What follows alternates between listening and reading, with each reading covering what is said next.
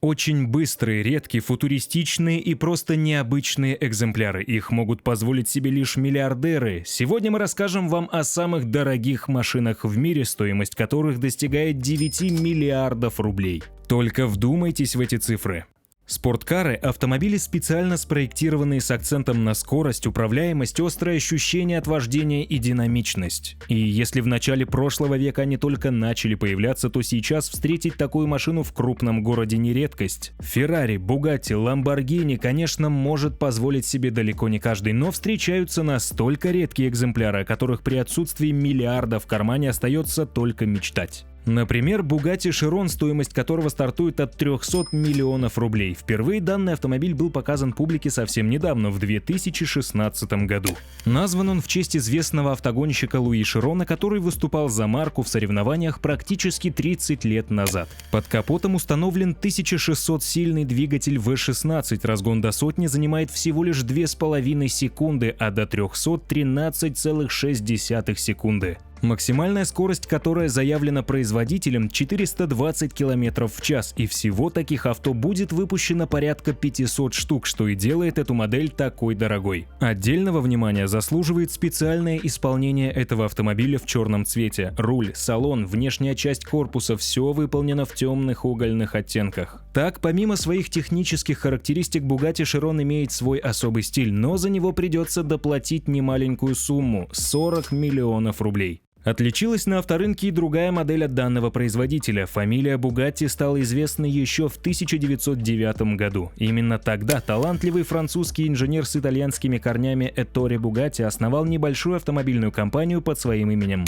Предприятие росло и развивалось, претерпевало как взлеты, так и неудачи, но тем не менее так и не исчезло. И в 2019 году в честь 110-летия выхода первой исторической модели Bugatti был выпущен новый улучшенный спорткар Bugatti Centodieci. Хотя к главному достоинству всех автомобилей французов относят их техническое оснащение, внешность автомобилей также заслуживает внимания. Новинка получилась яркой, стильной и весьма агрессивной. Лобовое стекло, занимающее большую площадь, сильно покатое и практически сливается с боковыми окнами, разделяет их тонкая стойка, окрашенная в черный глянец. Передний капот также покатый, обладающий многими рельефными линиями. Дерзкий прищур передних фар бросает вызов окружающему миру и излучает агрессию. Волнообразный рельеф продолжается во всем кузове. Крыша не спадает назад к большому регулируемому спойлеру, что добавляет автомобилю аэродинамических качеств и без того прекрасных. Мощность двигателя и скорость разгона идентичны прошлой модели, но тем не менее характеристики оказались лучше. При такой же мощности двигателя Bugatti Centodieci разгоняется до 100 км в час за 2,4 секунды, до 200 за 6,1 секунды, а третья сотня займет у этого спорткара лишь 13,1 секунды против 13,6 секунды у Широна. Стоимость такой лошадки начинается от 800 миллионов рублей.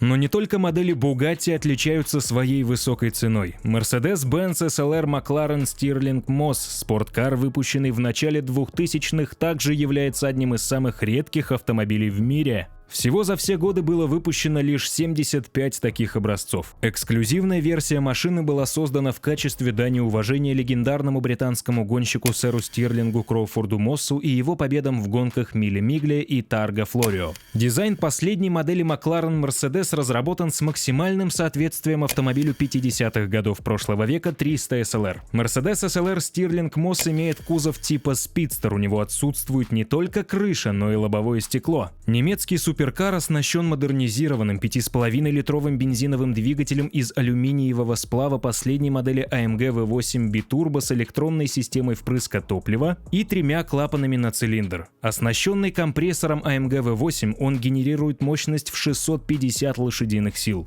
С 0 до сотни автомобиль ускоряется за 3,5 секунды, а его максимальная скорость равна 350 км в час. Цена каждого произведенного экземпляра превышала на старте продаж 70 миллионов рублей. Сейчас же такая модель стоит не менее 130 миллионов рублей на аукционах. Отличился и суперкар Lamborghini Veneno Roadster. Это также лимитированная модель, численность экземпляров которой равна всего 4. Одна машина хранится в музее Lamborghini, остальные в частных коллекциях. Это один из самых эксклюзивных автомобилей в мире. Lamborghini Veneno Roadster — это идеальное сочетание стиля и функциональности. Внешний дизайн автомобиля вдохновлен миром авиации с резкими линиями и аэродинамическими характеристиками, которые помогают уменьшить сопротивление и улучшить производительность. Кузов автомобиля изготовлен из углеродного волокна, которое не только легкое, но и повышает жесткость конструкции. Интерьер автомобиля впечатляет не меньше, чем его внешний вид с минималистическим дизайном, ориентированным на функциональность. Сиденья изготовлены из легких материалов, а приборная панель оснащена цифровым дисплеем, который предоставляет водителю всю необходимую информацию во время движения.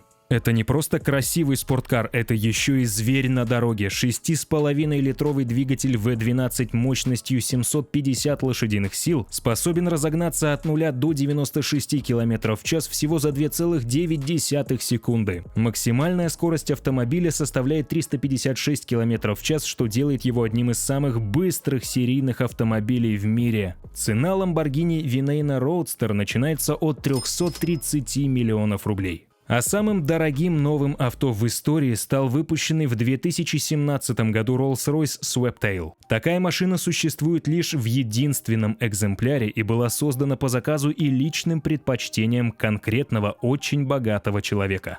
Известно, что он коллекционирует яхты, редкие авто и другие дорогие вещи. Заказчик хотел, чтобы его машина напоминала одновременно Rolls-Royce 1920-1930-х годов и современные яхты. Человек непосредственно участвовал в создании, ездил в штаб-квартиру в Гудвуде, общался с главным дизайнером британской компании Жилем Тейлором. Машина разрабатывалась 4 года и в конце концов приобрела действительно уникальный вид. Бескрайний рельефный капот, панорамную стеклянную крышу, спускающийся к зауженной корме стеклянной каплей. Кстати, Sweptail переводится как «изогнутый хвост». Внутри автомобиль обработан редкими породами дерева, натуральной кожей особой выделки. И даже внутренняя подсветка сделана по индивидуальным предпочтениям. В общем, все условия богатого заказчика были успешно выполнены. И за хорошо проделанную работу он заплатил рекордные 1 миллиард 100 миллионов рублей. Но не все машины становятся дорогими сразу же. В некоторых случаях должны пройти десятилетия, чтобы автомобиль получил свою ценность, превратился в раритет. На таких экземплярах уже не покатаешься, но они часто становятся пополнением коллекции богачей. Например, Alfa Romeo 33 Stradale, произведенный в 1967 году для участия в спортивном чемпионате, имеет большую ценность в настоящее время. Цена раритета 660 миллионов рублей. Двигатель Alfa Romeo Tipo 33 Stradale объемом 1995 сантиметров кубических развивает мощность 233 лошадиных сил,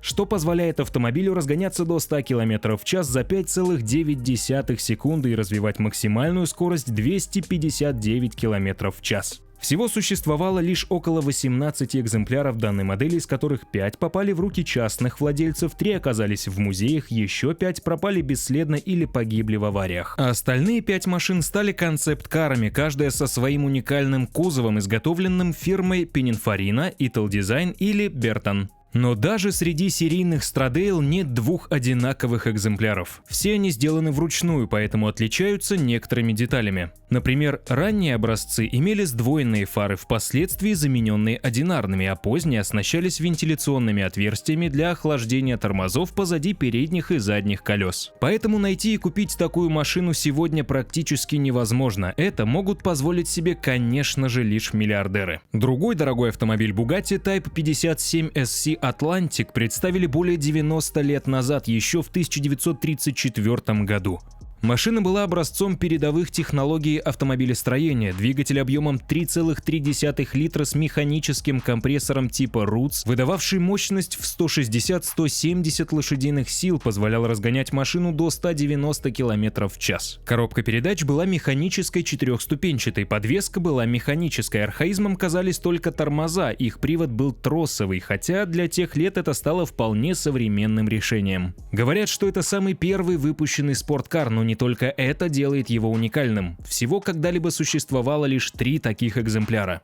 Первый Bugatti Type 57 SC Atlantic в светло-голубом цвете был построен по заказу барона Виктора Ротшильда. Впоследствии эта машина несколько раз меняла хозяев. В 2010 году она была продана на аукционе за астрономическую сумму 3 миллиарда 500 миллионов рублей. Покупателем был американский предприниматель и автоколлекционер Питер Маллен. Сейчас машина находится в его одноименном автомузее Mallen Automotive Museum в Калифорнии. Вторая машина находится в личной коллекции дизайнера Ральфа Лорена, большого ценителя марки Bugatti. Третий автомобиль чуть не был утрачен в 1955 году в очень серьезной аварии, не обошедшейся, к сожалению, без жертв. Через 10 лет то, что осталось от машины, было выкуплено и восстановлено. Так, все редкие экземпляры автомобиля Bugatti Type 57 SC Atlantic в данный момент находятся в личных музейных коллекциях богачей. А вот Ferrari 250 GTO называют настоящим произведением искусства. В 60-х годах прошлого века эта модель побеждала на гоночных трассах, а сегодня побеждает на аукционах, ставя все новые и новые рекорды по стоимости. Мечта любого коллекционера, Ferrari 250 GTO побывал в руках нескольких престижных владельцев, прежде чем добраться до планки в 6 миллиардов рублей. Немецкий гражданин Геру Грозу отдал за него 600 миллионов рублей в 2000 году. Следующим коллекционером, получившим спорткар в свою собственность, стал Кристиан Глессель. Именно он смог выручить с его продажи 6 миллиардов рублей. Эта жемчужина автоспорта известна своими заездами во Франции. 1963 год был ознаменован для нее участием в марафоне 24 часа Ле-Мана. Спортсмену удалось прийти к финишу четвертым, но на этом история автомобиля не закончилась. Реванш был взят в 10-дневном марафоне Тур-де-Франс, который закончился победой этого спорткара. Продолжение истории последовало после приобретения автомобиля Eugenio Baturoном, который использовал машину в испанских марафонах. Под капотом находится 3-литровый двигатель V12, коробка передач механическая. В целом начинка автомобиля выдает мощность в 300 лошадиных сил. Разгон до 100 км в час, место занимает у этого красавца примерно 6 секунд. В 1990 году Ferrari 250 GTO прошел сертификацию Ferrari Classic. Это официальное подтверждение того, что у машины сохранились оригинальные комплектующие. Стоит отметить, что невероятно высокая цена автомобиля во многом обязана именно этому документу. А вот самым дорогим раритетом в истории стал автомобиль Mercedes-Benz 300 SLR Uhlenhaut Coupe. В мае 2022 года частный коллекционер заплатил фантастическую сумму за один из двух существующих прототипов легендарной модели, построенной в 1955 году. Покупателю за 9 миллиардов рублей прямо из первых рук досталась музейная версия данного автомобиля. До продажи она находилась в Mercedes-Benz Classic Collection корпоративного музея компании Mercedes-Benz. Модель Mercedes-Benz 300 SLR в кузове купе с жесткой крышей создавалась для участия в гонках 24 часа Ле-Мана сезона 1956 года на смену Mercedes-Benz 300 SLR без крыши. Однако в 1955 году Daimler-Benz принял решение приостановить гоночную программу в связи с трагедией в Ле-Мане. В ходе гонок в результате столкновения обломки Mercedes-Benz 300 SLR, которым управлял Пьер Левек, разлетелись на огромной скорости. Капот, как гильотина, в буквальном смысле сносил головы зрителям.